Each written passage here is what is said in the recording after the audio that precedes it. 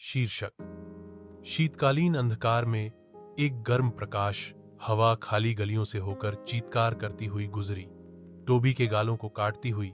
जैसे ही वह बेकरी के कूड़ेदान के पीछे सिकुड़ गया, बाहें मैक्स के लिए गर्मी के लिए लिपटी हुई। 3 वर्षीय बूढ़े की छोटी उंगलियां कांप रही थीं, जो उसके कुत्ते के फर में गड़ी हुई थीं। मैक्स, हमेशा वफादार, पास ही दबा हुआ था। उसका शरीर ठंड से बचाव की ढाल था। टोबी समझ नहीं पा रहा था कि मामा और पापा क्यों चले गए थे। वह केवल पता था कि सड़कें ठंडी थीं, कि उसका पेट भूख से दर्द कर रहा था, और यह कि मैक्स ही एकमात्र शेष था जो उससे प्यार करता था।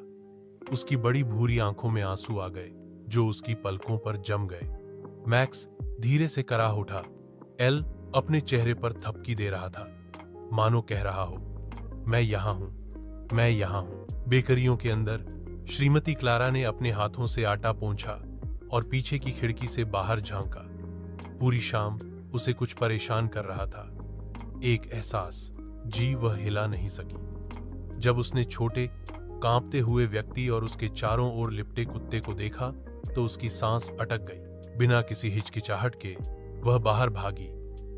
उसका एप्रन अभी भी चीनी से धूल भरा हुआ था।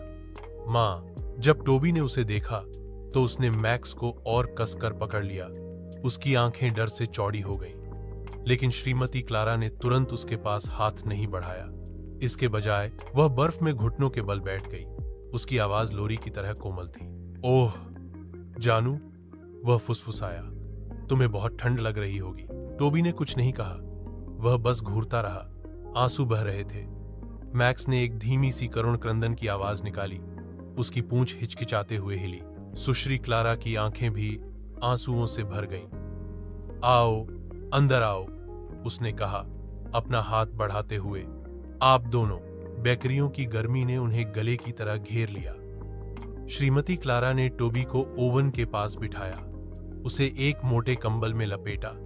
जबकि मैक्स वहां बैठ गया, उसके पैर आखिरकार शिथिल हो गए।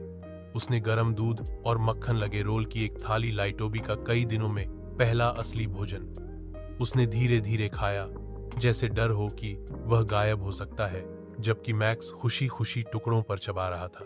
रात में एक गर्म स्नान और ताजे कपड़े पहनने के बाद टोबी श्रीमती क्लारा के सोफे पर बैठा था, अपनी आंखें खुली रखने के लिए संघर्ष कर रहा था।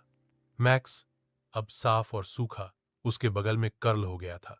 श्रीमती क्लारा ने उन दोनों के चारों ओर एक रजाई ओढ़ा दी। एच धीरे से गुनगुनाते हुए, क्या तुम भी हमें छोड़कर चले जाओगे?